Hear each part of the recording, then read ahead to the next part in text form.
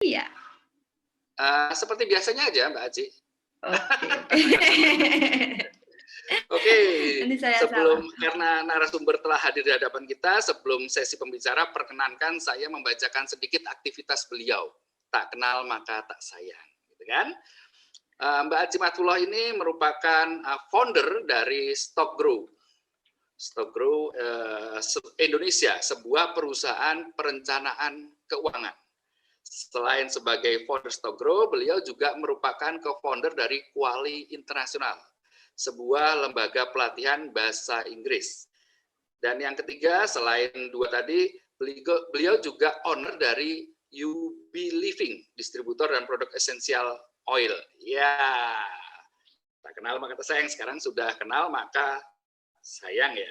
Oke, tanpa berpanjang lebar, mari kita sambut dengan meriah Mbak Aci. Silakan Mbak Aci. Halo semuanya, Assalamualaikum warahmatullahi wabarakatuh. Waalaikumsalam warahmatullahi wabarakatuh. Iya, ini ketemu pemuda dan pemudi ya tadi Mas Reni sampaikan.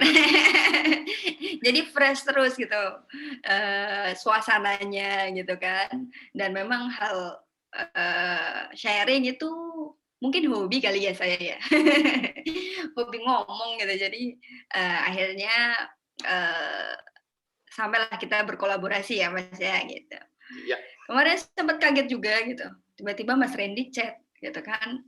Padahal sebenarnya ini Mas Randy juga kompeten loh untuk menyampaikan materi ini loh. Udah lama kayak pemain lama ini.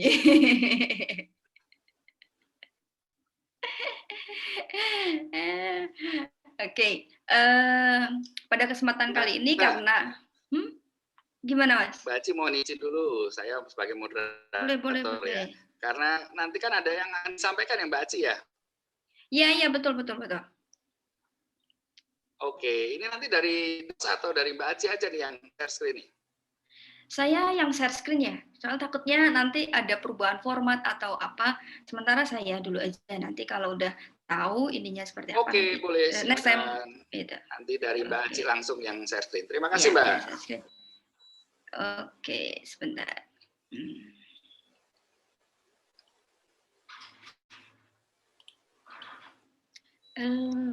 Mana ya ini malah.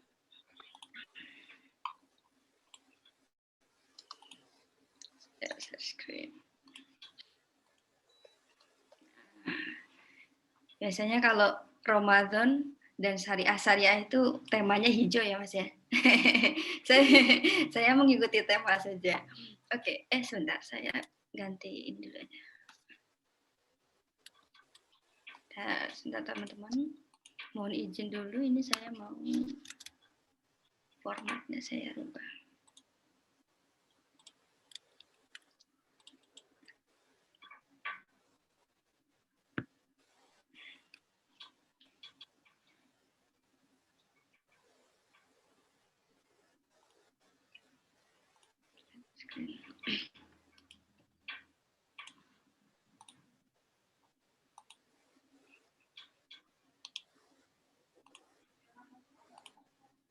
Sekaligus mengingatkan teman-teman panitia untuk bisa share presentasi ya. Terima kasih. Ya.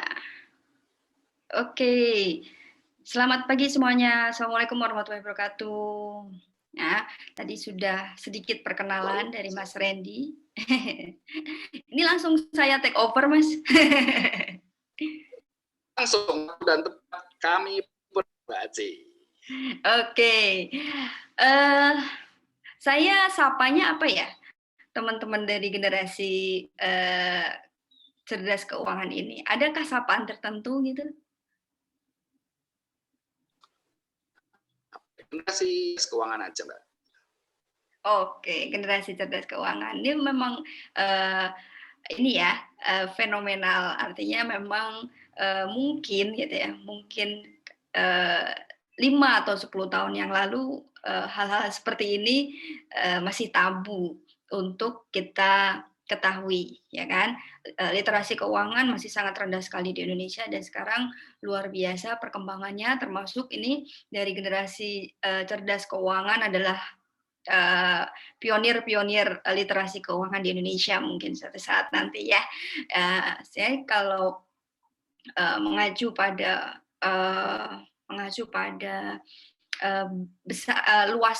luasnya literasi keuangan di Indonesia itu memang masih harus disupport gitu. Terima kasih sebelumnya untuk panitia dan Mas Randy tentunya telah memberikan kesempatan. Kali ini akan sharing tentang apa sih investasi saham syariah itu gitu, dan bisa nggak sih dijadikan alat untuk bisa mempersiapkan finansial kita di masa mendatang gitu. Tadi sudah dikenalkan, saya Aci Mahfudoh, sehari-hari ya webinar seperti ini pekerjaannya gitu ya, sharing. Alhamdulillah dipercaya untuk sekarang pegang di sebuah lembaga pelatihan dan edukasi keuangan ya, sekaligus memang banyak dari teman-teman yang punya profesi sama dengan saya, cuman saya selalu ingin berikan experience-nya. Jadi yang saya sharing adalah experience saya selama saya ada di bursa, selama saya menjadi investor gitu ya. Jadi tidak hanya teorinya saja gitu, karena sangat dekat dengan hubungannya dengan profesi seharian saya gitu. Oke, langsung saja. Ya, apa sih saham oh ini ya, satu quotes yang saya selalu berikan gitu kepada teman-teman yang sharing bersama saya untuk mengingatkan bahwa berinvestasi itu bukan mempertaruhkan apa yang kita miliki saat ini untuk kenikmatan sesaat gitu. Tetapi berinvestasi adalah ikhtiar sebenarnya, usaha ikhtiar kita agar gitu ya, agar kehidupan finansial kita ke depan ya di masa mendatang ini lebih baik lagi dibandingkan sekarang ya.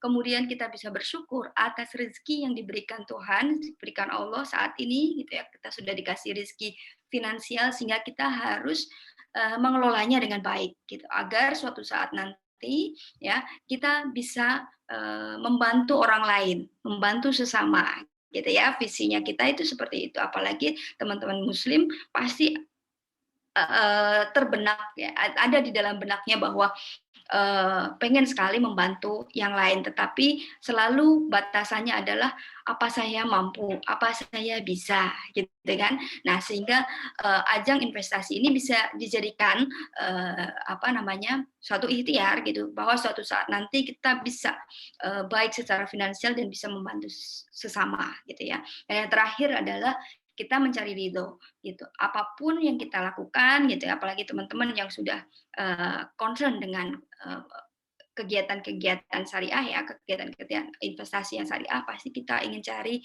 ridhonya, cari rahmatnya, cari berkahnya, ya kan?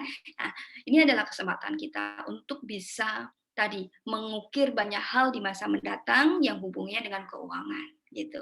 Itu pesan sedikit dari saya, sehingga teman-teman saat berinvestasi nanti tidak gerusa-gerusu gitu kan, tidak pengennya cepet cuan deh gitu, gimana caranya kan, biasanya gitu ya kalau investasi itu, hari ini beli, besok kalau bisa udah hijau, besok kalau bisa udah untung ya minimal 10% deh gitu, gimana nanti langsung ditransaksi dijual gitu kan. Nah, kita harus tahu mekanisme agar kita tetap ada di jalur syariah gitu, karena memang ada mekanisme transaksi yang harus kita pahami agar kegiatan kita terjaga di jalur prinsip-prinsip Islamik atau syariah gitu. Nah, apa itu saham syariah? Saham syariah itu adalah efek ya. Efek itu bisa dikatakan bahwa efek itu adalah produk gitu yang dikeluarkan oleh Bursa Efek Indonesia gitu ya. Bentuknya adalah efek itu. Nah, bentuknya saham yang dimana prinsip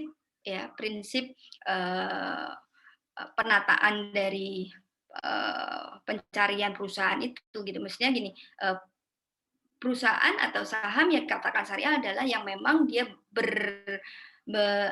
mengelola perusahaannya secara syariah gitu, sehingga dia masuk dalam kriteria perusahaan syariah gitu. Nah, itu harus mengikuti prinsip-prinsip yang memang sudah ditetapkan oleh bursa ya, dan mengikuti aturan yang ditetapkan oleh bursa, dari OJK, dari otoritas, dan juga tentunya dari Majelis Ulama Indonesia melalui Dewan Syariah Nasional gitu. Nah, dari sini nanti kita akan tahu ini dasar hukumnya apa sih gitu. Saham syariah itu sebenarnya ini adalah dasar hukum untuk produk-produk syariah. Jadi tidak hanya saham gitu, karena di dalamnya ada reksadana termasuk gitu ya. Itu di fatwa nomor 20, kemudian fatwa DSN nomor 40 itu tentang pedoman umum penerapan prinsip syariah di pasar modal. Nah, nanti ada apa sih yang menjadikan perusahaan itu dikatakan syariah. Nah, itu salah satunya dari fatwa ini sudah ditetapkan oleh Dewan Syariah Nasional. Kemudian yang terakhir mengacu pada fatwa DSN nomor 20 tentang mekanisme perdagangan ya. Memang mekanisme perdagangan ini harus diatur dengan jelas gitu. Karena apa? Karena memang kalau kita mau ngomongin syariah itu tidak hanya produknya saja, tetapi juga mekanisme jual belinya juga harus diatur gitu. Sehingga semuanya ini sudah ditata dengan baik ya di Indonesia, terutama oleh Dewan Syariah Nasional. Jadi teman-teman yang ingin berinvestasi di saham atau di bursa efek gitu ya, baik itu produk-produk yang lainnya, tenang, semuanya sudah melalui proses seleksi dari Dewan Syariah Nasional gitu. Kemudian apa sih yang ada di dalam investasi syariah? Tidak hanya saham syariah, ya. Karena apa? Karena memang nanti saham adalah bagiannya, gitu ya. Ada tiga akad yang biasanya digunakan ya dalam investasi syariah ya, terutama ketika investor itu memilih untuk menyalurkan uangnya kepada produk investasi ya. Akadnya adalah akad musyarakah ya, atau kerjasama bagi hasil mudharabah dan sewa menyewa. Nah, kalau untuk saham sendiri biasanya akadnya menggunakan ya, lebih banyak menggunakan musyarakah dan mudharabah bagi hasil. Makanya setiap tahun gitu ya kita bisa mendapatkan dividen ya kan, bagi hasilnya di situ ya. Dividen adalah bagian dari keuntungan kita saat berinvestasi di saham gitu. Jadi kita ya kalau di koperasi mungkin ya itu istilahnya SHU ya kan, sisa hasil usaha. Tapi kalau di perusahaan berbentuk perseroan PT itu bentuknya adalah dividen, dan PT yang masuk di dalam bursa adalah PT yang sudah melalui proses yang cukup selektif ya, sehingga dia bisa mendapatkan label TBK melalui offering IPO ya, initial offering, saya jadi lupa IPO apa ya, melalui proses IPO di bursa, oke, listing IPO di bursa, oke, itu biasanya akad yang digunakan untuk investasi syariah, oke. Kemudian, ada apa aja sih jenis-jenis saham syariah di Indonesia tentunya ya, di bursa efek. Yang pertama, saham syariah yang dicatatkan sebagai saham syariah oleh emiten atau perusahaan publik syariah ya. Memang sejak awal dia dicatatkan atau tadi ditawarkan sebagai salah satu perusahaan publik yang syariah gitu. Ini mengacu pada peraturan OJK ya nomor 17 tahun 2015, yaitu tentang penerbitan dan persyaratan efek syariah berupa saham oleh emiten syariah. Emiten itu let's say perusahaan ya, jadi jangan bingung ya, emiten syariah atau perusahaan publik syariah gitu. Jadi perusahaan publik itu disebutnya adalah emiten. Gitu. Kemudian yang kedua ya, yaitu saham yang dinyatakan memenuhi kriteria seleksi saham syariah. Gitu. Jadi apa namanya, ada yang memang dia sudah menawarkan diri sebagai saham syariah. Apa itu? Biasanya memang dia jual produk-produk syariah atau perbankan syariah yang memang khusus melayani ya produk-produk syariah. Itu biasanya yang kriteria yang pertama. Kriteria yang kedua itu memang harus melalui seleksi dulu gitu ya, memenuhi kriteria-kriteria ini loh termasuk saham syariah atau tidak gitu. Nah, berdasarkan aturan OJK nomor 35 tahun 2017 ya tentang kriteria dan penerbitan daftar efek syariah gitu. Daftar efek syariah itu termasuk nantinya adalah reksadana syariah ya gitu. Oke. Nah, kriteria apa sih kriteria gitu yang menjadikan sebuah saham itu syariah, ya kan? Apa aja gitu kan? Nah, satu itu dari sisi emiten atau perusahaan itu sendiri, ya kan? Sebentar, ini saya kecilkan, saya pindah deh. Ya, dari sisi perusahaan itu sendiri harus memenuhi kriteria ya kegiatan usahanya itu lingkupnya gitu ya tidak melakukan kegiatan yang memang melanggar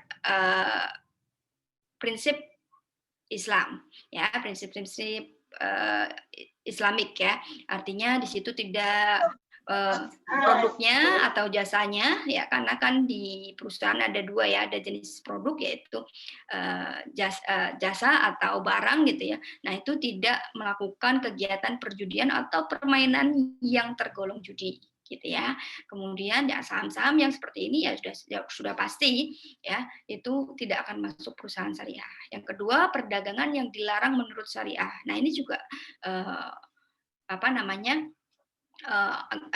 kita Dewan Syariah sudah seleksi itu, gitu. Berarti sudah confirm bahwa perusahaan ini tidak melakukan perdagangan yang dilarang oleh syariah. Perdagangan apa? Yaitu perdagangan yang tidak disertai dengan penyerahan barang. Ya, kadang ada nih, gitu kan, kegiatan-kegiatan yang fiktif gitu ya, nggak kelihatan gitu kan, tapi seolah-olah kita seolah-olah ada barangnya atau jasanya, padahal sebenarnya tidak ada. Gitu.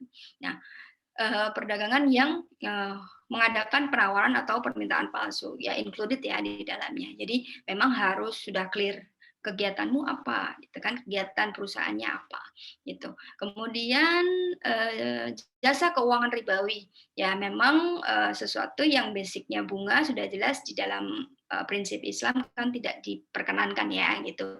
Jadi perbankan atau perusahaan keuangan yang berbasis bunga itu jelas tidak masuk dalam kriteria saham syariah ya. Kemudian yang keempat adalah jual beli resiko yang mengandung ketidakpastian atau goror. Ini di apa ya dijelas atau gambaran mudahnya adalah asuransi ya, asuransi konvensional karena memang sekarang ini kan sudah ada aturan juga tentang asuransi yang syariah gitu. Jadi memang produk asuransi yang pengelolaannya sesuai dengan prinsip Islam. Oke, yang kelima adalah perusahaan itu memproduksi, mendistribusi atau memperdagangkan gitu ya barang atau zat yang haram zatnya gitu. Jadi misalkan perusahaan itu memang ada perusahaan yang ngelola barang-barang yang tidak diperkenankan, misalkan minuman beralkohol, kemudian ada unsur makanan kandungan babi, gitu ya, produk-produk olahan babi dan sebagainya. Nah itu pasti tidak masuk dalam daftar saham syariah, gitu. Kemudian barang atau jasa barang atau jasa yang haram bukan karena zatnya yang telah ditetapkan oleh DSN MUI dan memang ini seleksinya yang melakukan DSN ya nanti kriterianya mereka lebih detail gitu.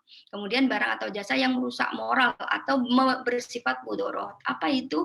Ya perusahaan-perusahaan kalau di sini contohnya adalah perusahaan rokok ya kan perusahaan rokok ini kan kalau di dalam Islam dikategorikan lebih bersifat mudorot ya banyak mudorotnya daripada manfaatnya. Nah ini pastinya perusahaan perbankan, perusahaan tadi rokok, perusahaan minuman beralkohol itu tidak masuk dalam daftar saham syariah. Gitu. Dan terakhir adalah melakukan transaksi yang mengandung unsur suap atau riswah ya. Nah percayakan semua gitu, seleksi emiten syariah itu sudah dilakukan dengan benar oleh DSN. Jadi kita udah tidak perlu lagi gitu. Nah, di mana sih nanti kita bisa mencarinya?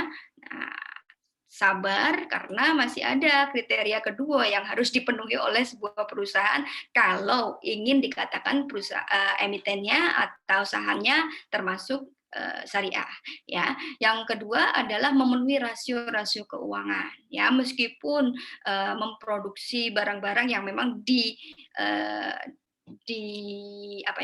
yang termasuk dalam produk-produk yang halal ya misalkan, tetapi rasio keuangannya juga dipertimbangkan gitu. Misalkan total hutangnya berbasis dengan misalkan perusahaan itu punya hutang gitu dan hutangnya itu harus bayar bunga. Nah, gitu ya.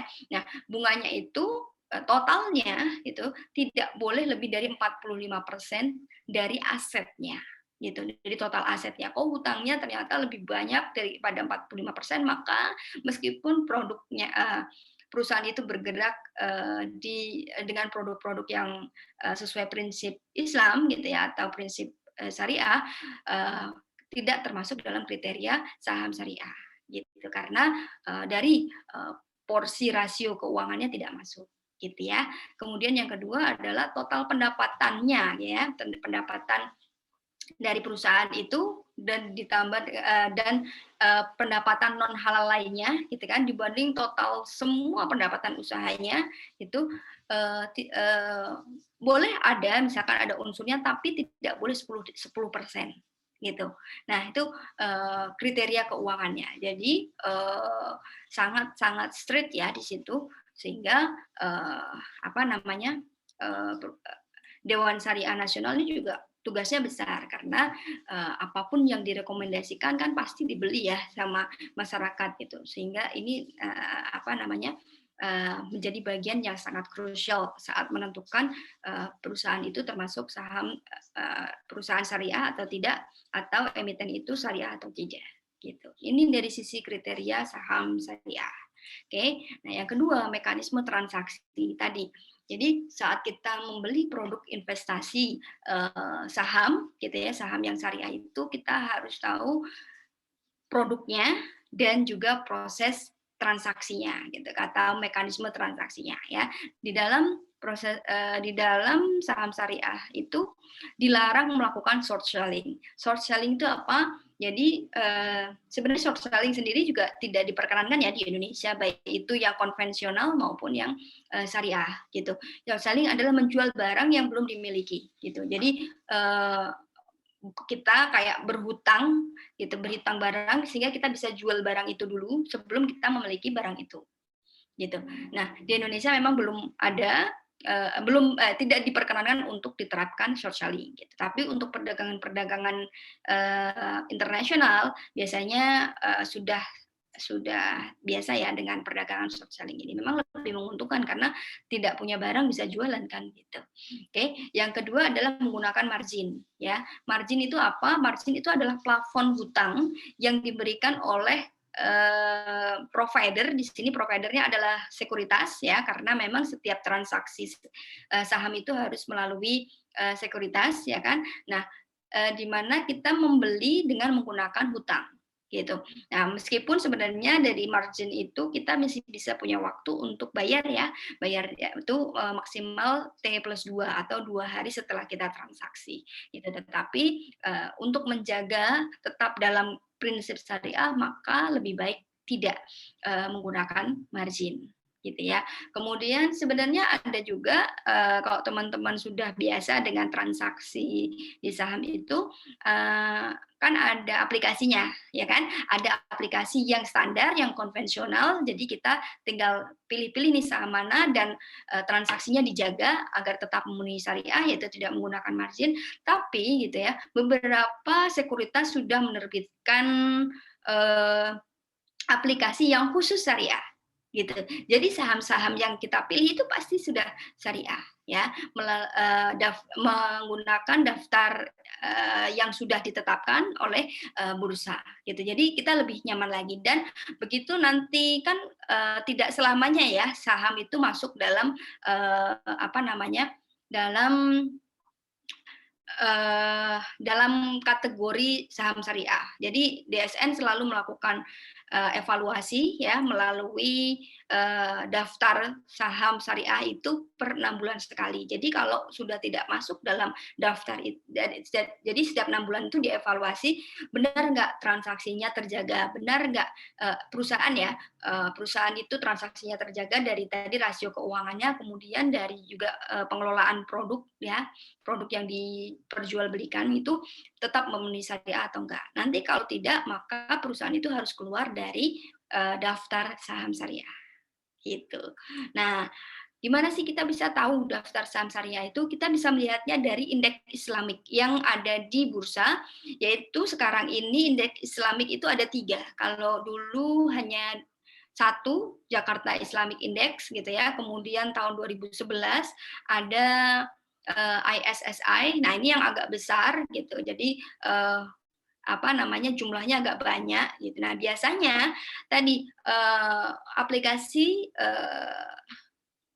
yang dibawakan oleh sekuritas yang khusus syariah itu biasanya indeks ISSI ini semuanya. Jadi 400, ada sekitar 450-an lah gitu saham yang bisa kita pilih yang sesuai dengan prinsip syariah gitu. Kemudian baru-baru kali ini tahun 2018 OJK mengeluarkan otoritas mengeluarkan indeks baru, indeks Islamik, yaitu Jakarta Islamic Index 70 gitu. Nah, apa sih Jakarta Islamic Index 30 itu? Ya, kalau teman-teman tahu di konsep konvensional sebelumnya ada blue chip ya, ada LQ45 gitu ya, ada indeks LQ45. Lah, Jakarta Islamic Index ini adalah LQ30-nya saham syariah gitu ya, yang likuiditasnya tinggi, yang capital marketnya tinggi, yang premium lah ya. Jadi yang premium saham syariah premium itu ada di Jakarta Index Islamic Index 30 ya. Kemudian yang Jakarta Islamic Index 70 ya, jumlahnya 30 sesuai dengan angkanya ya. Kodenya 30, kodenya 70 ya. Dan 70 ini mungkin setara dengan Kompas 100 ya. Namun tadi perusahaan perbankan, perusahaan yang tidak menerapkan prinsip syariah di dalam proses proses bisnisnya itu tidak termasuk di dalam Jakarta Islamic Index gitu, tidak termasuk dalam daftar saham syariah. Oke, nah DSN merilis 2 kali dalam 1 tahun, biasanya publish di akhir November dan di awal bulan Mei atau Mei ya, betul akhir Mei atau akhir November ya. Jadi 6 bulan sekali selalu direview oleh oleh OJK. Oke. Nah, komposisinya seperti ini, jadi saling beririsan, bukan beririsan bagian lah ya. Bagian besarnya adalah ISSI ya, tapi tidak semua saham ISSI itu masuk dalam Jakarta Islamic Index 70 ya. Tapi kalau Jakarta Islamic Index 70 pasti dia masuk dalam ISSI. Begitu Jakarta Islamic Index 30, saham-sahamnya itu pasti included dalam Jakarta Islamic Index 30 dan juga Indonesian Islamic ISSI atau indeks saham syariah Indonesia lah, bahasa gampangnya gitu. Oke, gitu. Jadi monggo teman-teman mau pilih yang saham di kriteria yang mana gitu.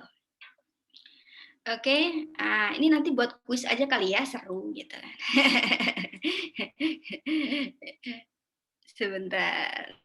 Ini adalah saham-saham yang masuk dalam kriteria saham syariah gitu ya. Ada macam-macam, dan kemarin setelah berubah nama ya. Kalau kodenya tetap, kode emitennya tetap BRIS ya, tapi brandnya berubah menjadi BSI karena melakukan merger antara Bank Syariah Mandiri, BNI Syariah, apalagi ya, BRI Syariah. Jadi satu, dan ini the biggest perbankan syariah Indonesia gitu ya. Kemudian ada BTPN Syariah, ada yang happening juga Banknet waktu dia IPO ini diburu juga ini sahamnya ya. Kemudian ada juga dari ya suka ke mall ketemu S Hardware gitu, jangan cuma belanjanya saja karena produknya unik-unik, lucu-lucu gitu ya, tapi yuk miliki ke perusahaannya gitu. Atau tadi kita jadi investor di S Hardware. Jadi kalau masuk S Hardware jadi rada pede gitu loh. Maaf ya, saya pemiliknya S Hardware gitu. Meskipun satu lot kan pemilik, ya kan? Oke, kemudian ada macam-macam, ada ya tadi 450 ya, 450 saham. Ini adalah bagian kecilnya, mungkin bisa dijadikan ini nih games ya. Sebagian besar masuk dalam Jakarta Islamic Index 30 ya. Unilever, tahulah siapa sih yang nggak tahu dengan Unilever ya, pengguna setia produk-produk Unilever ya, jangan cuma pakai produknya, belilah perusahaannya, kan gitu ya, slogannya dari bursa. Oke, Kimia Farma ini yang digadang-gadang karena satu-satunya salah satu dan distributor utama untuk untuk penyaluran vaksin ya, vaksin COVID-19 kali ini. Semen Indonesia dulunya adalah Semen Gresik ya, kemudian jadi holder beberapa semen di Indonesia, akhirnya rebranding menjadi Semen Indonesia. Adaro adalah perusahaan energi ya, besar juga gitu, kapitalisasinya cukup besar dan selalu membagikan dividen setiap tahunnya minimal 1 kali ya, seringnya 2 kali ya, biasanya dia membagikan 2 termin gitu kan, 2 kali setahun gitu. Ini sahamnya murah tapi dividennya kece gitu. Oke, nah ini ada tips dari saya ya sebelum sesinya berakhir ya. Sebelum kita investasi syariah, biasanya saya selalu sampaikan kepada audiens bahwa yuk buat tujuannya. Jangan sampai kita investasi tapi kita nggak tahu investasinya buat apa, gitu ya. Kalau kita nggak tahu investasinya buat apa, pasti tidak akan istiqomah untuk melakukan investasi. Karena nggak ada yang dituju, mau kemana kita, gitu ya. Investasinya mau dibawa kemana, berapa jumlah yang ingin kita capai. Sehingga dari situ kita akan terus termotivasi untuk melakukan top up, untuk melakukan regular buying ya, untuk melakukan pembelian secara reguler, bahkan mungkin kalau bisa adalah sebulan sekali setelah menerima pendapatan. Oke, kemudian memilih produk investasi yang sesuai ya, karena memang kita gitu ya as a person gitu kan harus tahu profil resiko kita itu seperti apa. Siap nggak sih kita menghadapi resiko, meskipun itu masih potensi ya, kalau di dalam saham itu kan meskipun portofolio kita memerah gitu kan masih potensi. Selama kita tidak menjualnya, kita tidak mengalami kerugian apapun. Gitu ya. Sehingga ya teman-teman harus sabar kalau kondisi seperti itu, ya udah saat dia harganya murah dibeli lagi. Konsisten di situ. Kenapa? Karena kalau terutama produk-produk syariah pasti dia sudah terjaga ya gitu. Jadi lebih aman lah dibanding produk-produk saham yang konvensional gitu. Oke, jadi kita tahu resiko kita, produk yang kita beli itu resikonya seperti apa. Makanya sebelum membeli gitu, pastikan tahu resikonya gitu. Cocok nggak buat aku gitu ya. Kemudian setelah kita tahu, oh aku oke nih dengan resikonya saham syariah gitu ya. Nah, baru lakukan analisis gitu kan. Lakukan analisis terhadap perusahaan itu. Benar nggak itu perusahaan bagus gitu ya. Dari mana? Dari kapitalnya, dari valuasinya gitu kan. Apakah kita memungkinkan untuk bisa menghasilkan atau meningkatkan aset kita dengan kita berinvestasi di perusahaan itu, di saham itu misalkan ya.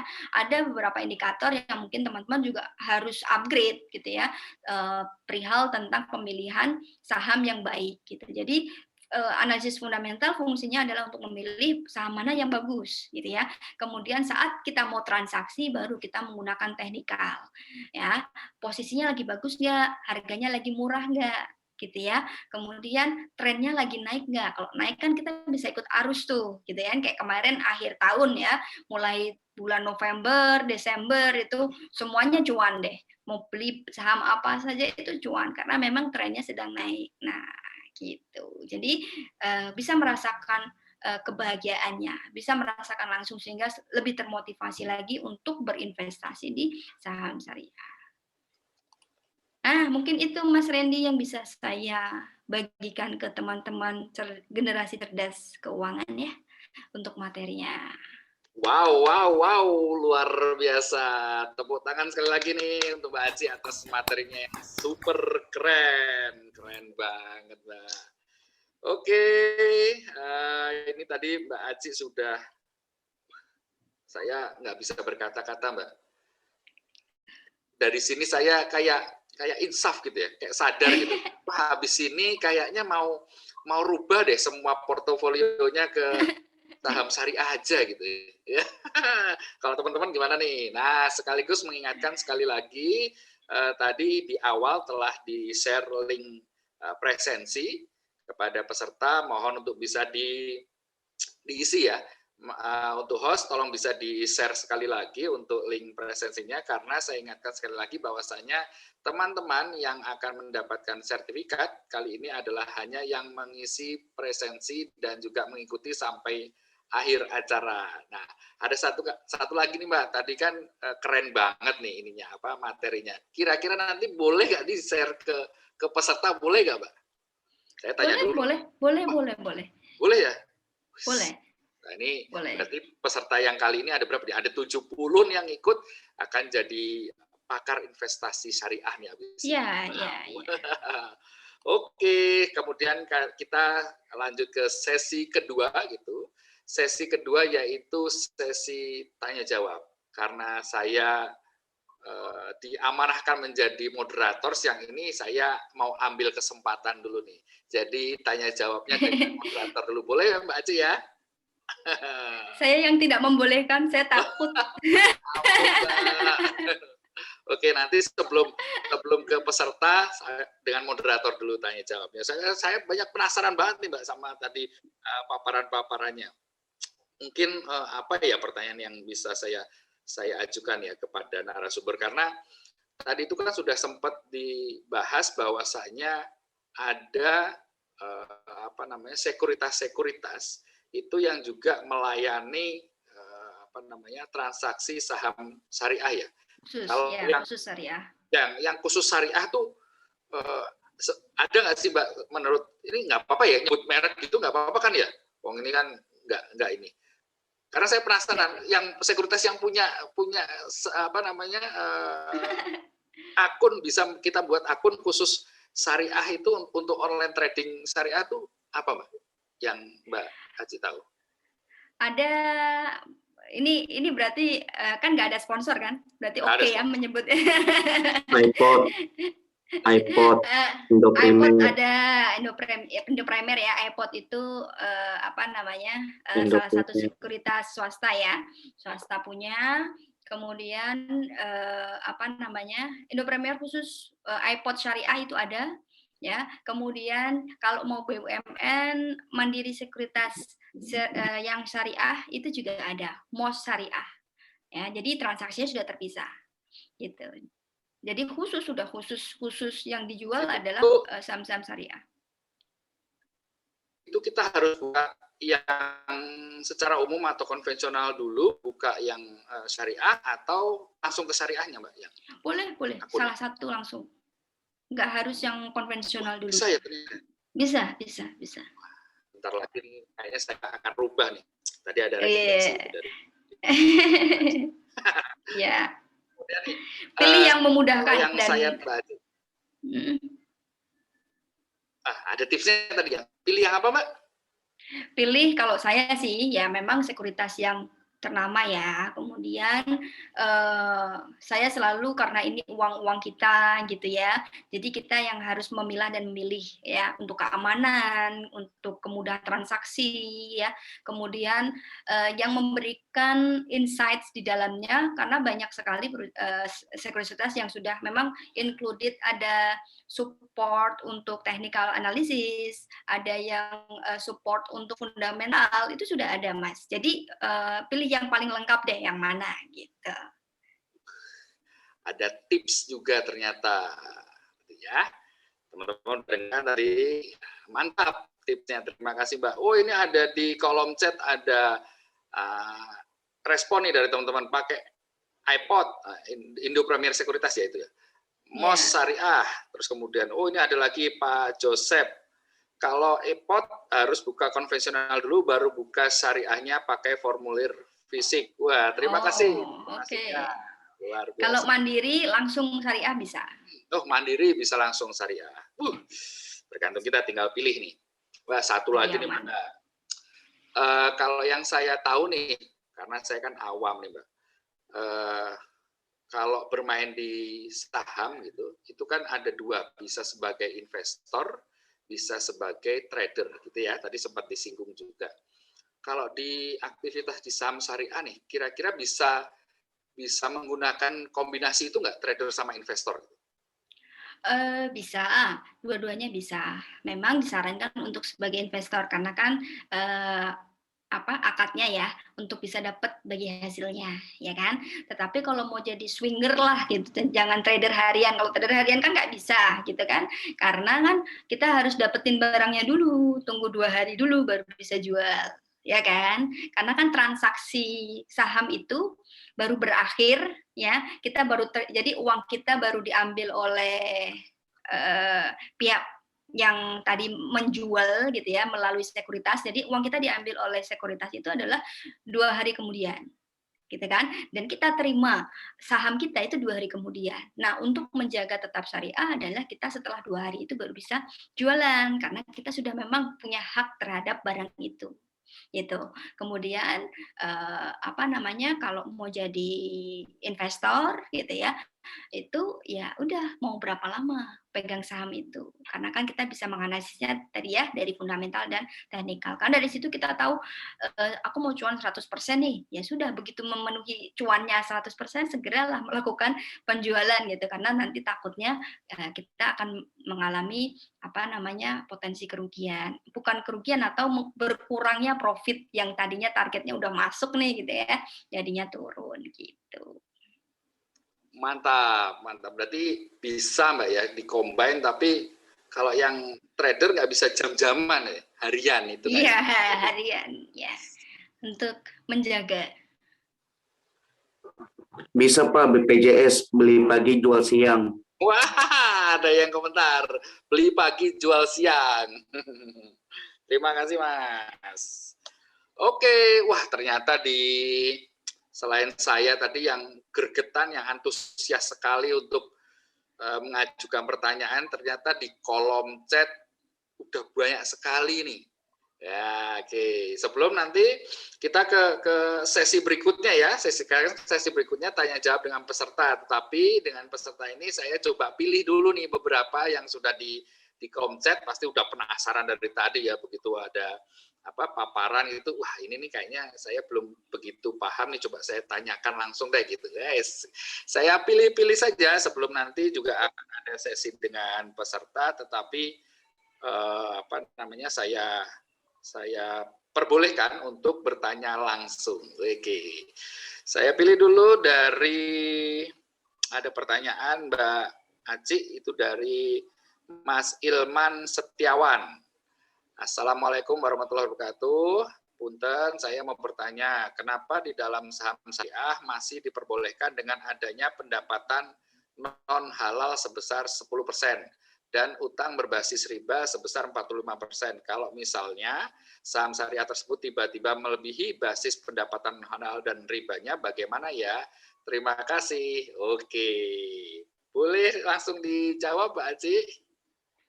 Wah ini pertanyaan pertama dan kedua itu yang jawab harus Dewan Syariah ya, biar lebih detail ya. Saya tidak berani, itu bukan konsumsi saya hanya bisa yang terakhir ya. Yang terakhir, kalau dia keluar dari daftar saham syariah ya, baik itu melalui indexing tadi ya, kalau di khusus aplikasi syariah itu langsung auto terjual. Jadi begitu dia tidak masuk, si operate atau sekuritas itu langsung menjual saham yang kita miliki itu. Gitu. Jadi karena sudah tidak ada di dalam daftar, mau rugi mau untung tetap harus dijual karena akan menjaga syariahnya ya gitu. Tetapi kalau kita masih menggunakan yang konvensional ya sama, tindakan kita adalah segera menjual saham yang kita miliki itu. Gitu. Mantap. Oke, itu jawabannya Mas Imam Setiawan. Kalau yang 10 sama 45% itu penetapan. Jadi Badan Syariah, Dewan Syariah Nasional yang menetapkan nanti. Gitu ya. Kita lanjut ke pertanyaan berikutnya. Saya coba pilih-pilih ini. Dari Mas Michael Yuda. Menurut pendapat Ibu, Mbak Aci, ya, bagaimana hukumnya terkait pom-pom dan bandarmologi yang menjadi tren saat ini yang hanya berdasarkan spekulasi atau endorse? Apakah diperbolehkan dalam Islam atau syariah? Lalu, apakah kita yang ada di pasar saham ini termasuk judi apa enggak? Kan kalau kita misalkan untung, itu kan dari orang yang rugi. Mohon pencerahannya, Mbak. Silakan, Mbak. Ini mekanisme pasar ya.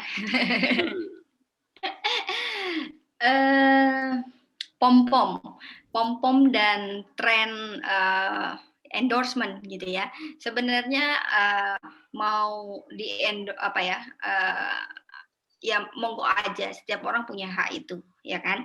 Tetapi kita tahu frame syariah itu adalah kita kembali lagi pada prinsip seleksi perusahaannya sendiri ya kan. Kalau kita sudah masuk di dalam situ, biasanya saham-saham di situ sulit untuk tergoyahkan karena kamuflase ya, sebentar kan biasanya kalau pom-pom itu kan hanya pengen cari keuntungan di situ gitu kan. Nah, konsep kita kembali lagi di fundamentalnya dong gitu. Karena ada memang tren pom-pom gitu ya, tren ya para influencer ya, itu bisa memberikan efek tapi hanya sementara. Begitu kita sudah ketinggalan arus ya sudah end lah kita hanya cuci piring aja di atas ya kan, kita beli harga di atas gitu kan. Kemudian ya baiknya gimana, ya udah ikuti kembali ke basic pemilihan utama saham itu seperti apa. Kembali lagi ke fundamental. Memang perusahaannya itu bagus, pasti suatu saat dia naik. Kalaupun sekarang kondisinya masih minus misalkan ya gitu. Jadi timing waktu gitu. Tapi kalau memang karena saat kita memutuskan dengan prinsip syariah itu sebenarnya bukan keputusan yang gampang ya gitu. Gak semua orang kuat kok beralih langsung ke prinsip syariah gitu kan. Ya, karena apa? Di situ ada pertanggungjawaban kita as a Muslim gitu kan, untuk mempertanggungjawabkan apa yang kita lakukan, apapun itu termasuk dalam transaksi keuangan. Ya kan, prinsipnya dari situ, sehingga konsep dasarnya yang harus dipegang. Kemudian yang terakhir apa ya Mas, aku lupa. Oke, jadi kembali ke kalau di pasar saham termasuk judi atau enggak, karena kalau untung judi. Oke, kan sudah diatur sama Dewan Syariah ya, jadi ya berarti kan sudah direstui kita ini masuk di pasar saham ya kan, saham, tapi ikuti rules-nya, ikuti pilihan sahamnya, ikuti mekanisme transaksinya, sehingga kita tetap terjaga di rules yang syariah. Mungkin itu yang bisa saya jawab. Iya, terima kasih. Semoga Mas Michael Yuda sudah ditangkap dengan baik ya. Semoga bisa mencerahkan gitu. Lanjut, masih di kolom chat nih kayaknya masih ramai sekali, nambah terus pertanyaannya, luar biasa. Saya pilih satu lagi dari Tadi Mas-mas, sekarang Mbak-mbak coba. Mbak Novita Sitiung, BPP Sitiung ya. Selamat pagi Mbak Aji, perkenalkan saya Novita dari BPP Sitiung, izin bertanya. Mau bertanya lebih besar mana return keuntungan jika kita membeli saham syariah daripada saham konvensional? Ini nih supaya kita benar-benar teguh pendiriannya kalau mau. Oke. Dan apakah pergerakan ISSI dipengaruhi oleh IHSG? Terima kasih Mbak. Ada 2 ya berarti ya Mbak Aji ya. Oke. Saya jawab yang pertama gitu ya. Saat case aja ya, by case, karena kan setiap emiten punya sifat sendiri ya, gitu. Case-nya adalah pada saat pertama kali waktu itu BRI Syariah IPO itu harganya 510, ya kan, 510. Kemudian nggak bisa nanjak gitu, karena termasuk saya antrian IPO gitu kan. Oke, nggak bisa nanjak, mentok itu 600 kalau nggak salah ya, gitu.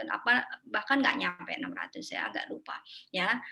Ya sudah, diamin aja gitu kan, karena memang kita mau jangka panjang waktu itu. Kemudian yang terjadi adalah di awal 2019 atau 2020 sahamnya jadi 200 perak dong.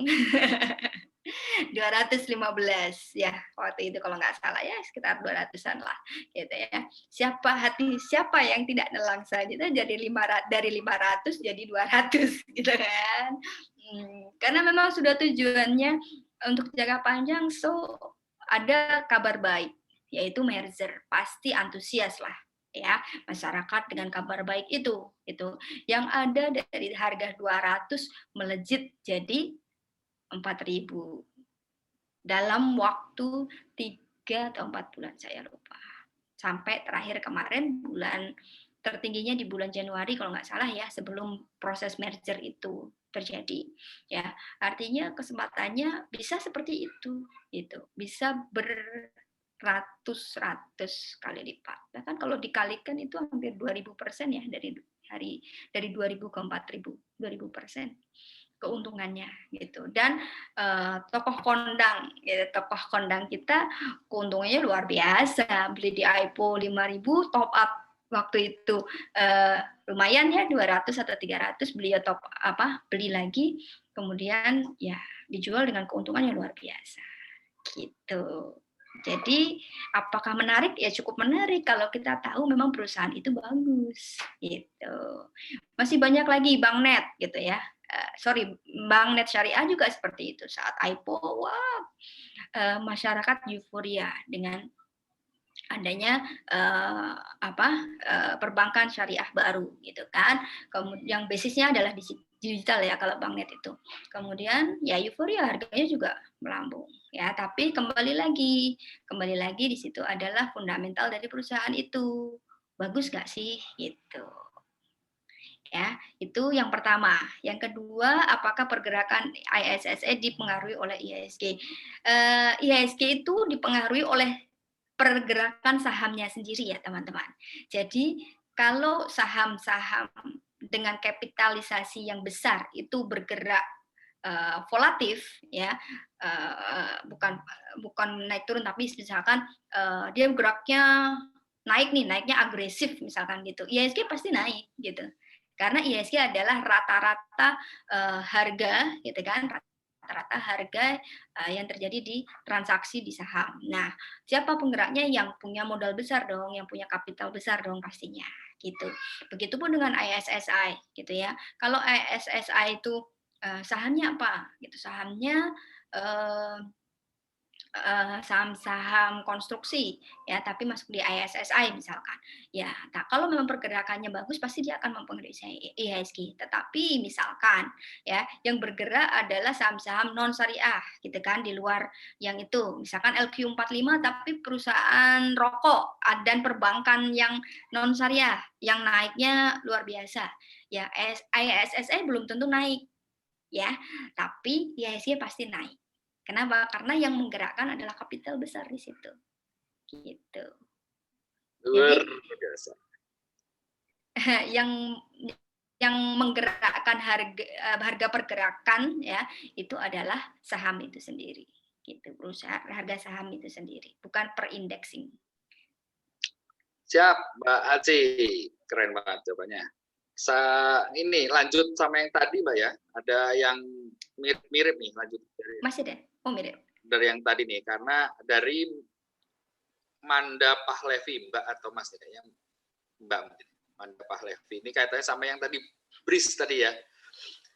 Saya Manda Pahlevi dari Poltek Jakarta izin bertanya, apakah bank syariah yang merger menjadi BSI, seberapa besar sih potensi saham BRIS dan bank melihat peningkatan saham belakangan ini gila-gilaan. Nah, lanjut dari tadi, Mbak. Supaya tahu nih, saya ternyata sudah punya BRIS itu kira-kira gimana nantinya ya.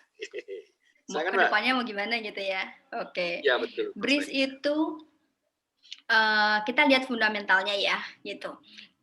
Saat ini posisi BRIS itu total capital market-nya cukup besar ya, bahkan mungkin bisa bersanding dengan perusahaan-perusahaan LQ45 yang top juga gitu ya. Artinya ini satu-satunya mungkin ya perbankan syariah yang kapitalisasinya besar gitu, karena kan saya lihat bank net syariah tidak sebesar BRIS ya, bahkan Bank Jago pun tidak sebesar BRIS sementara ya, lebih banyak BRIS gitu. Makanya melihat kapitalisasinya semakin besar gitu ya, biasanya punya power yang cukup besar untuk menggerakkan ekonomi sebenarnya gitu ya, karena di situ banyak pasti perputaran uang yang akan dilakukan oleh Bank Syariah Indonesia untuk terus menjalankan roda ekonomi, roda bisnisnya, gitu ya, melalui penyaluran kredit, melalui macam-macam ya program-program dari BRIS ya yang kedepannya. Ya, karena memang target dari Pak Menteri kan menjadi the biggest one, ya kan, perbankan syariah terbesar di Asia lah paling tidak, kalau bisa global kan gitu. Jadi masa depannya BRIS gimana? Masa depannya BRIS masih baik, cuman perlu koreksi sedikit aja. Koreksi harga maksudnya. Mbak sendiri dipegang nggak BRIS-nya? Oh, nunggu harga murah tuh, Mas. Seru sekali di siang ini nih. Ini tadi sudah ada sisakan dulu, sisakan. Sisakan dulu, mantap. Kita tadi sudah saya bacakan dari beberapa yang di chat box itu untuk pertanyaannya. Sesi berikutnya itu langsung tanya jawab. Wis, ini langsung direct loh, langsung nanya sama Mbak Aci. Saya aja ketemu tuh ngantrinya berapa ya? 3 bulan enggak ya, enggak. Dokter kalah ini kalau sama Mbak Aci ya. Antriannya banyak kalau ketemu Mbak Aci. Sekarang kita pilih nih, ada yang beruntungnya bisa tanya langsung sama narasumber keren kita nih. Silakan yang mau tanya, dimulai dulu dari tunjuk jari itu apa namanya ya? Raise hand. Atau ini mau pakai raise hand tuh ada ya di sini? Ada ya raise hand ya? Ada. Oke, pakai di raise hand dulu, nanti saya pilih. Bagi yang punya bertanya nanti tolong dari host bisa bantu untuk unmute supaya suaranya yang bertanya setelah saya pilih nanti bisa langsung bertanya langsung. Oke, waktu dipersilakan untuk yang mau bertanya, silakan raise hand, nanti saya pilih. Dereng. Silakan yang tadi belum sempat dibaca di kolom chat, silakan bisa raise hand. Wih, sudah ada 3. Wow, oke. Semangat ya Mas ya. Wah, semangat. Ini muda-muda semua, Mbak.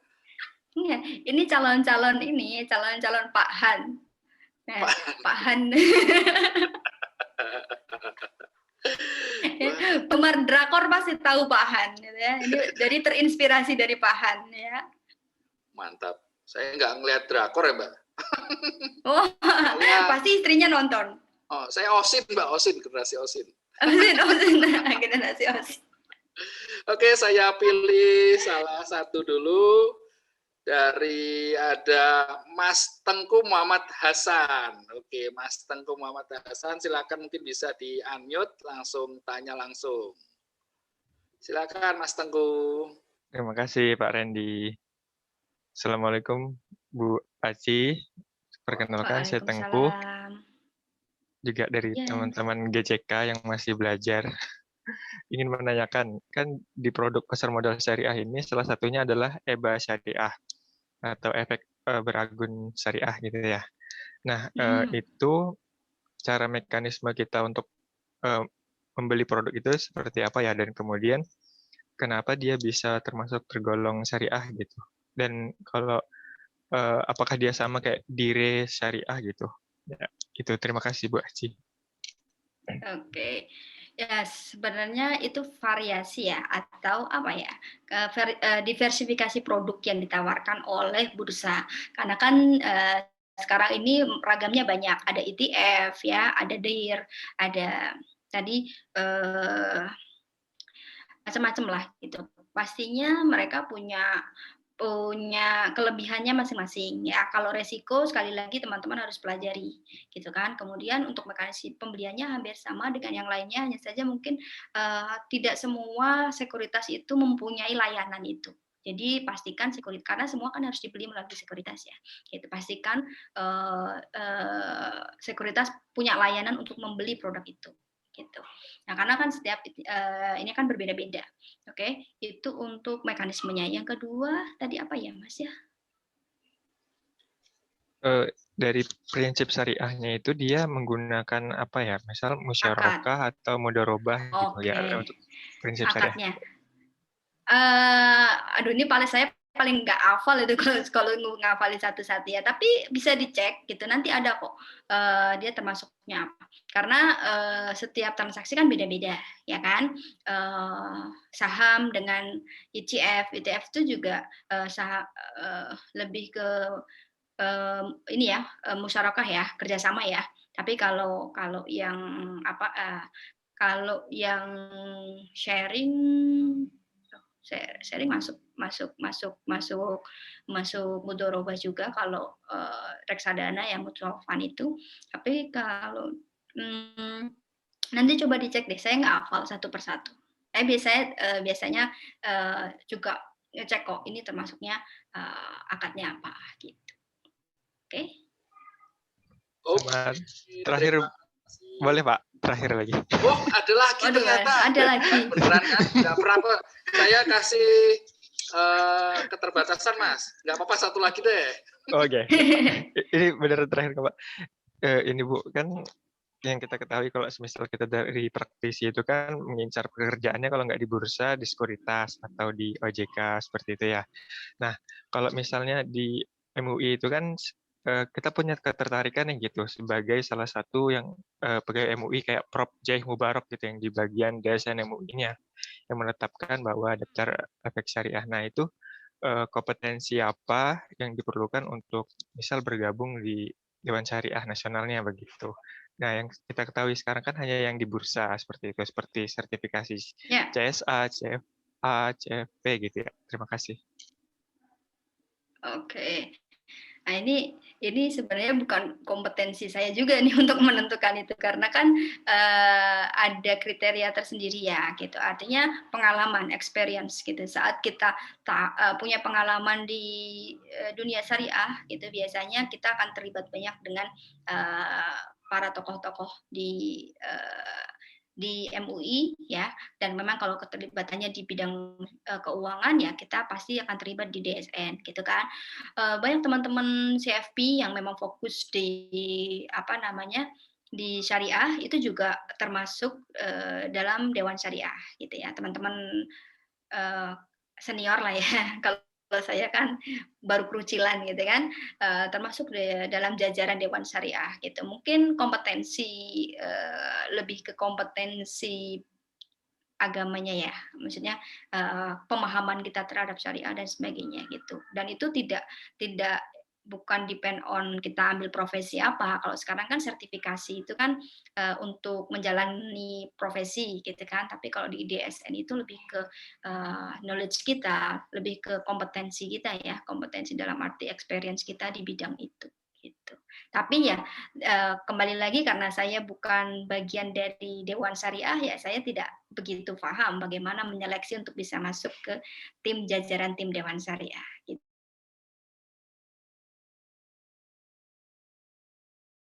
Jadi kalau Mas akan masuk di jajaran itu, oke? Luar biasa. Terima kasih Bapak dan Ibu. Mohon maaf banyak tanya. Nggak Terima apa. kasih Mas Tengku. Luar biasa pertanyaannya nih. Kayaknya Mas Tengku pengen gabung di Dewan Syariah ya nanti. Iya, makanya gabungnya sama tokoh-tokoh besar itu. Cepat itu. Luar biasa. Oke, kita penanya kedua. Saya pilih lagi. Ceng ceng ceng ceng ceng ceng ceng ceng ceng. Kepada Mbak Ica Maryam Gorontalo. Wah, dia jauh banget nih dari Gorontalo. Silakan. Hai. Assalamualaikum warahmatullahi wabarakatuh. Waalaikumsalam. Waalaikumsalam warahmatullahi wabarakatuh, Mbak Ica. Jadi sebelumnya kayaknya saya mau cerita, kayaknya saya yang paling nggak ngerti soal keuangan saham. By the way, saya anak PPKN, jadi saya kurang paham. Jadi di sini saya bisa belajarnya bukan sama Mbak Aci aja, sama pesertanya juga hebat-hebat kayaknya tentang keuangan gitu. Jadi kayak luar biasa gitu. Oke, karena saya terlalu pemula ya, saya juga nggak ngerti lebih tentang saham, investasi, dan lain sebagainya. Jadi kira-kira gitu, apa saja hal-hal yang perlu kita persiapkan? Karena kan orang yang tidak ikut investasi atau saham dan lain sebagainya itu karena mereka ragu gitu. Karena keraguan itu muncul dari kurangnya wawasannya mereka gitu. Jadi itu apa saja sih hal-hal dasar ini supaya kita itu bisa memutus keraguan agar bisa ikut investasi gitu kan. Karena kalau misalnya anak-anak Indonesia itu lebih suka main investasi daripada main game, kayaknya kita bakalan sejahtera deh. Oke, terima kasih. Terima kasih Mbak. Silakan Mbak. Terima kasih Mbak Ica. Jadi luar biasa sekali ya gitu. Jadi pertanyaan yang saya harus brainstorm gitu kan. Sebenarnya pemahaman awalnya kenapa kita harus berinvestasi itu adalah berawal dari pengetahuan kita tentang kebutuhan finansial kita ke depan gitu. Karena di Indonesia yang pasti hanya satu, yaitu inflasi.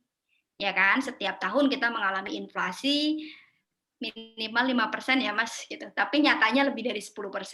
Kalau kita mau cross check harga Indomie 10 tahun yang lalu nggak ada 1.000, sekarang harga Indomie berapa gitu. Itu hal yang paling mudah kita untuk cross check bahwa inflasi di Indonesia itu by data mungkin 5%, tapi kenyataannya maybe more than gitu kan, lebih dari itu. Karena kenaikan harga barang itu tidak terjadi setiap hari atau setiap tahun. Ya, bisa jadi dia naiknya tuh 5 tahun sekali, tapi sekali naik 100%, 120%, 200%. Itu yang harus jadikan kita konversi, bahwa kebutuhan kita ke depan gitu ya akan semakin naik. Kenapa? Karena nilai mata uang kita selalu turun.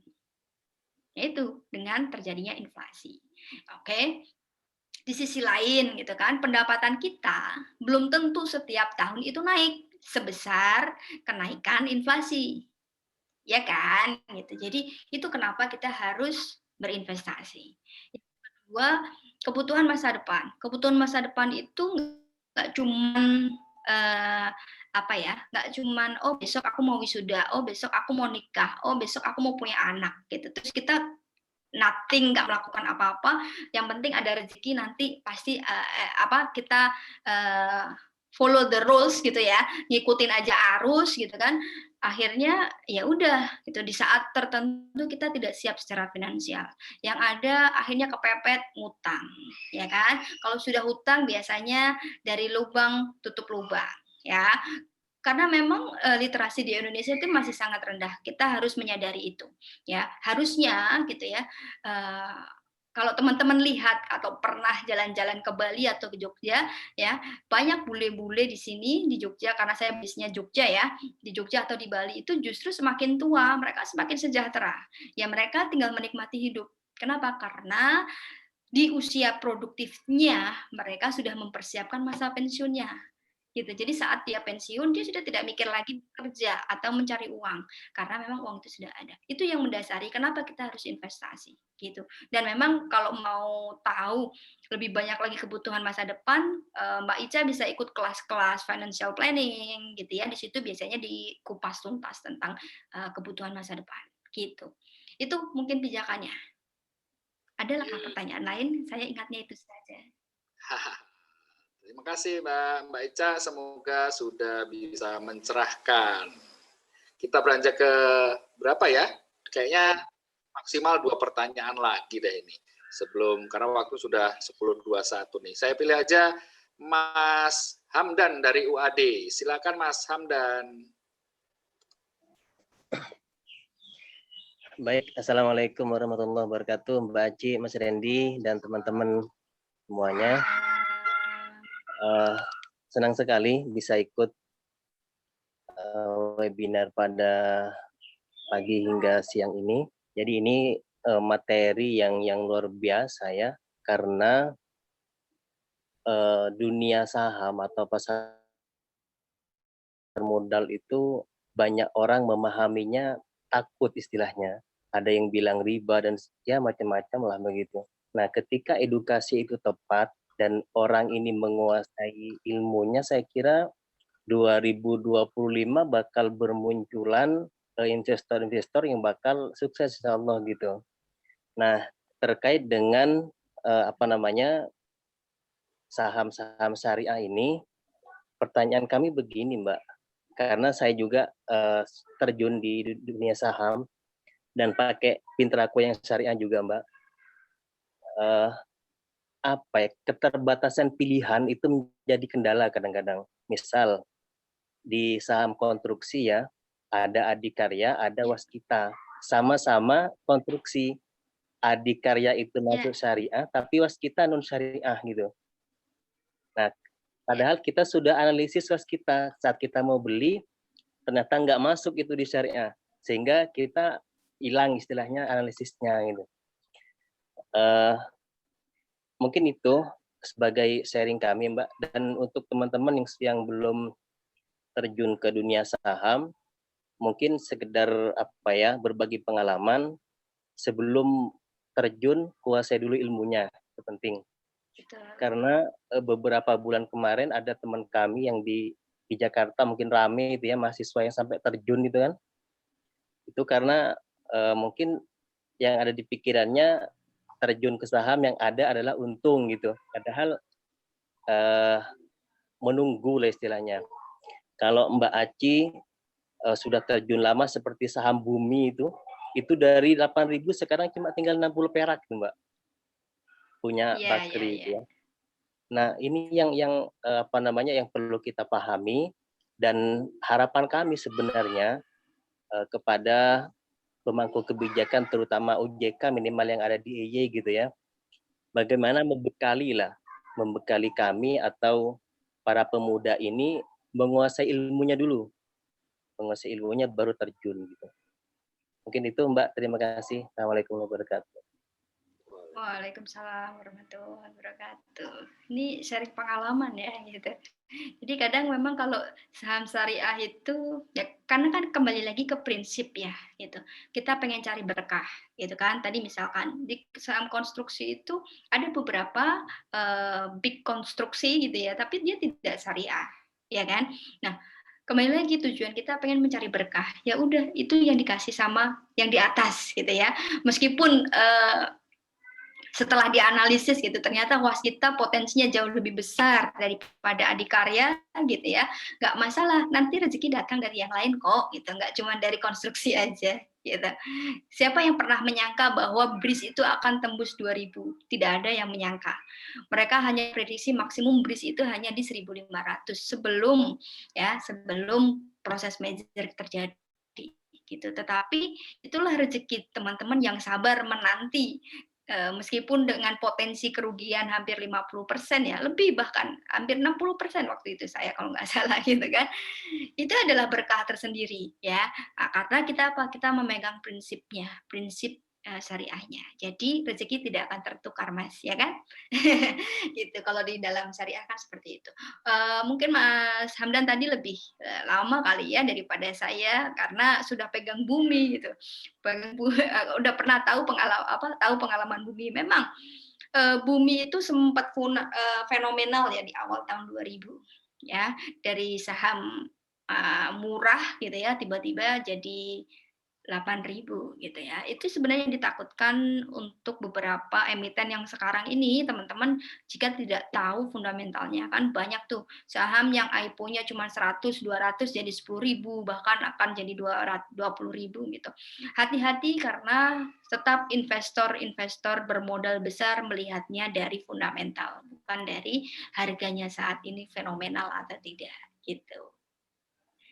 Mungkin itu yang bisa saya konfirmasi dari sharing-nya Mas Hamdan, betul? Mas Hamdan ya. Oke, Mas Ya, Hamdan, Mas Hamdan. semoga tadi sharingnya sama-sama berguna buat kita semua yang khususnya yang mengikuti webinar pada pagi sampai dengan siang hari ini. Menjelang siang masih jam 10, belum setengah 11 nih. Kita masih ada waktu sedikit lagi nih untuk tanya jawab. Kayaknya sudah kita akhiri dulu karena ada beberapa sesi selanjutnya sebelum kita akhiri nanti ya. Nah, tidak disangka-sangka sudah cukup banyak nih. Ternyata antusiasmenya luar biasa, termasuk yang bertanya itu, ini sampai nggak semuanya bisa dijawab ini. Nah, sekarang kita coba ke kuis ya, ke kuis lagi. Ya apa nih kira-kira? Saya juga deg-degan kira-kira apa. Dari host mungkin bisa di-share juga. Kita akan kuis pakai apa ya? Mentimeter. Nah, kalau teman-teman sudah tahu Mentimeter, ini suatu hal yang menarik buat kita ikuti bersama, sekaligus ini bisa menjadi nanti masukan buat teman-teman di GCK untuk ke webinar-webinar selanjutnya. Apakah nih peserta webinar sudah cukup paham atau pengetahuannya tentang topik ini sudah tercukupi atau belum gitu. Caranya mudah banget, silakan buka new tab atau browser, bisa di laptop, bisa di handphone teman-teman sekalian. Ketikkan seperti ada di kolom chat itu www.menti.com ya. Nah, kelihatan di layar sudah, silakan ke menti.com, kemudian masukkan kodenya yang tertera di layar teman-teman sendiri. Ada, saya bacakan kodenya 98693261. Wah, saya juga mau ikut lah, kayaknya ini seru nih. Oke, menti.com, jangan lupa ya, menti.com. Kemudian masukkan kodenya 98693261 Kemudian di submit. Nanti akan keluar, ada di situ lambang love, silahkan diklik sebagai tanda teman-teman sudah join di menti.com-nya. Wah, ada petuah nih dari sang kakek nih. Belilah apa yang kamu pahami atau ketahui, dan ketahui apa yang kamu beli. Pas banget nih sama yang disampaikan Mbak Aci tadi ya. Harus tahu nih fundamentalnya dulu, baru ke teknikal tadi, gitu ya Mbak Aci ya, luar biasa. Yeah. Ayo, yang belum silahkan pencet love. Nah, love-nya ini ada sudah di sini ada 26, 27 terus naik terus. Ini sebentar aja, paling nggak nyampe 5 menit kayaknya ya. Sebelum beranjak ke pertanyaan, 30 detik lagi akan kita mulai.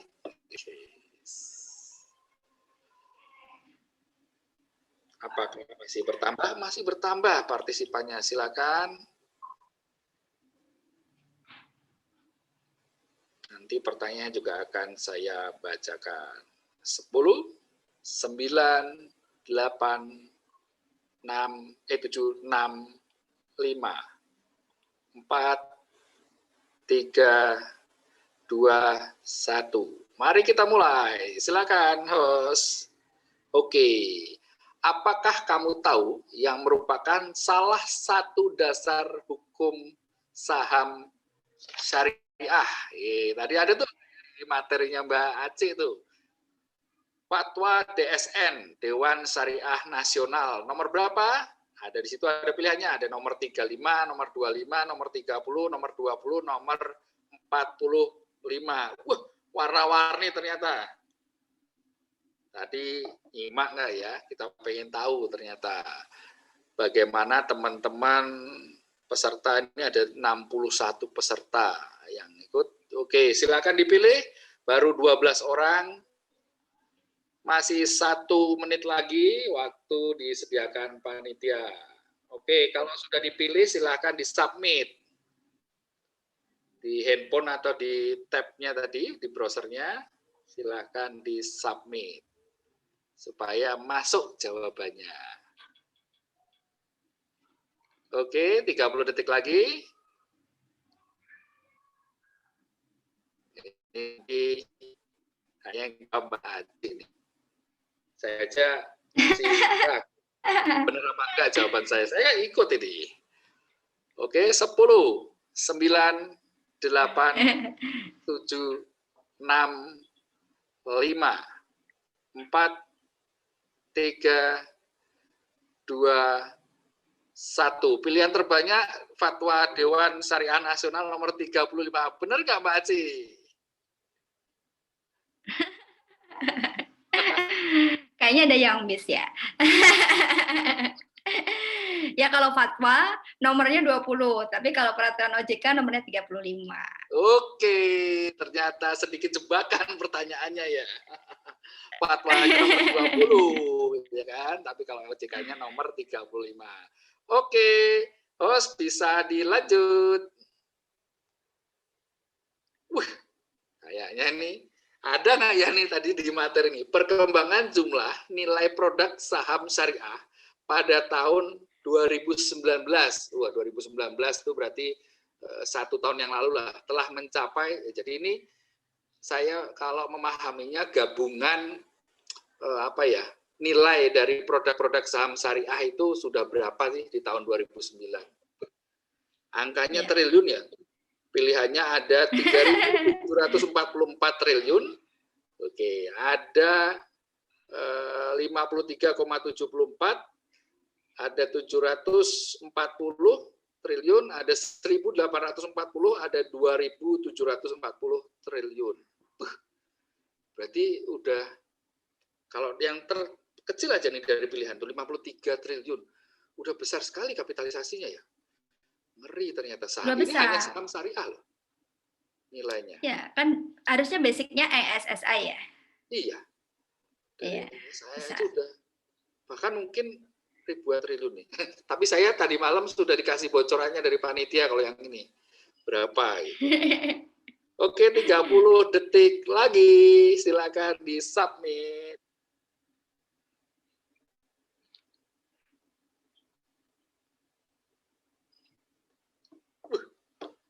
Kok mendominasi ini yang biru ini? Kayaknya paham. Kayak teman-teman berarti ada nggak Mbak ya? Tadi di materi ada nggak Mbak? Nggak ada. Saya mau kasih seperti ini, tapi takutnya ini berarti hebat banget ini. Iya, ini berat. Saya tidak berikan. Ya kan, sekaligus ngetes nih. Kalau di luar materi ini paham nggak teman-teman nih? Wih, luar biasa itu. Oke, waktu habis. Jawaban yang benar adalah yang biru, benar, 3.744,82 triliun. 45%, ternyata hampir separuh dari peserta yang mengikuti ini paham dan tepat menjawabnya. Luar biasa. Ada lagi kah pertanyaan, Mas Host? Oke, ternyata cukup. Terima kasih. Sampai jumpa di lain kesempatan. Ini hostnya kreatif ternyata. Terima kasih, Mas Host. Luar biasa. Oke, setelah tadi kita bermain-main sedikit dipakai Mentimeter gitu. Sekarang tiba saatnya di penghujung acara webinar kali ini. Sebelum diakhiri dengan foto bersama, izinkan kami membacakan peserta yang beruntung. Oke, apakah sudah disiapkan dari teman-teman panitia? Bisa di-share? Kita tunggu sejenak. Kita tunggu sejenak. Siapakah pemenangnya yang beruntung? Bukan pemenang nih, yang beruntung. Ayo, masih belum di-share dari panitia. Ini tadi dapat apa ya? Dapat souvenir. Ini tadi. Handphone stand. Saya mau tuh souvenirnya. Tenang Mbak Aci, karena Mbak Aci adalah narasumber spesial kita, pasti saya kirimkan.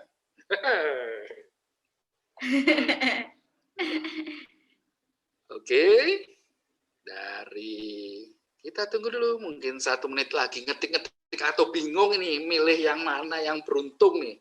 Kayaknya lagi pleno, di belakang kayaknya lagi pleno. Pilih yang beruntung. Oke, kita tunggu.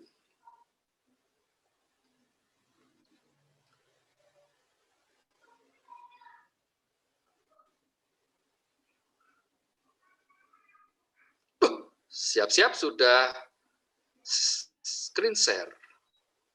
Siapakah pemenangnya? Tadadada! Selamat kepada peserta yang beruntung mendapatkan door prize dari Generasi Cerdas Keuangan. Saya bacakan. Yang pertama ada Mas Ilman Setiawan.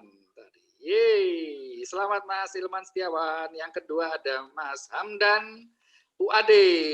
Ya, selamat Mas Hamdan. Dan yang ketiga adalah Mbak Ica Maryam. Oke, sesuai janji kita tadi akan dikirimkan door prize tersebut ke alamat teman-teman, sehingga untuk konfirmasi untuk ketiga tadi pemenang bisa ke kontak person Maulina di 0856 32 48 622. Oke, saya ulangi lagi, Mbak Maulina 0856 32 48 622. Teman-teman panitia mungkin nanti bisa juga dituliskan di kolom chat untuk kontak person konfirmasinya ya bagi yang beruntung. Selamat ya, selamat sekali lagi, selamat. Alhamdulillah nggak terasa nih sampai dengan siang ini rangkaian webinar telah berjalan dengan baik. Mohon izin sebelum berakhir bisa dinyalakan kembali videonya untuk kita foto bersama. Kepada host atau panitia, mohon untuk disiapkan untuk bisa capture. Saya nanti kasih aba-aba. Oke, mohon silakan videonya kita nyalakan. Ada 3 slide kalau di PC saya. Mantap. Wah, ada Mas Hamdan. Selamat Mas Hamdan pemenang.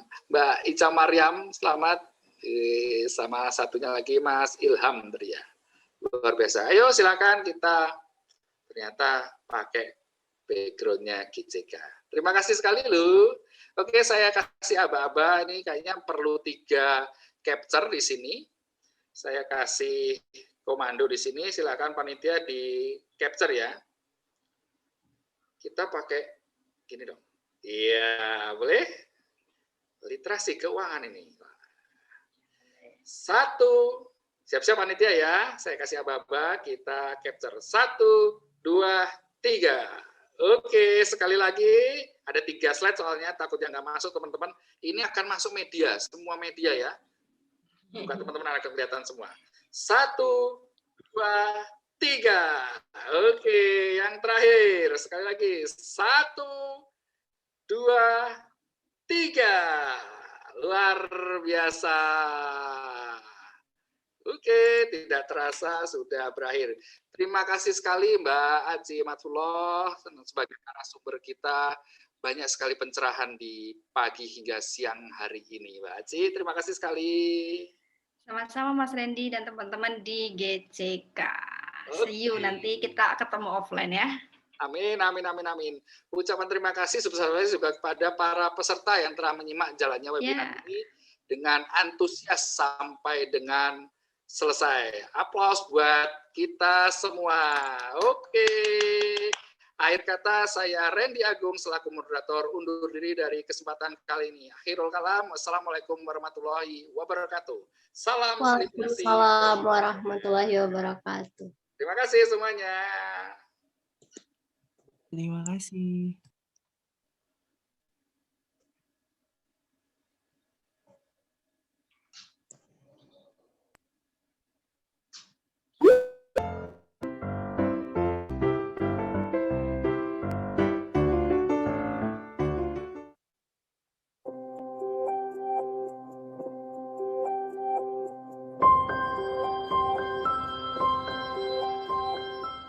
Hai Sobat GCK, masih suka boros?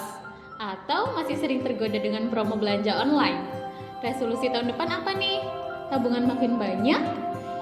Rajin berinvestasi? Atau bahkan mandiri secara finansial? Nah, yuk kita mulai dari meningkatkan pengetahuan kita tentang keuangan. Nah, bagi teman-teman yang belum tahu atau masih awam dengan keuangan, kenalan yuk dengan generasi cerdas keuangan atau GCK. GCK itu apa sih? GCK merupakan komunitas sosial yang bertujuan untuk mengedukasi masyarakat terkait dengan literasi keuangan. Visi dari GCK adalah untuk meningkatkan literasi keuangan masyarakat Indonesia. Misi generasi cerdas keuangan ada 3. Yang pertama, meningkatkan literasi keuangan masyarakat melalui kegiatan-kegiatan yang kami lakukan. Yang kedua, mengoptimalkan penggunaan rumah literasi sebagai fasilitas untuk masyarakat dalam pembelajaran literasi keuangan. Dan yang ketiga, menyediakan media pembelajaran yang edukatif dan menyenangkan. Kami tunggu ya partisipasi dan kontribusi teman-teman di GCK. Jangan lupa stay tune di sosial media GCK. Salam literasi!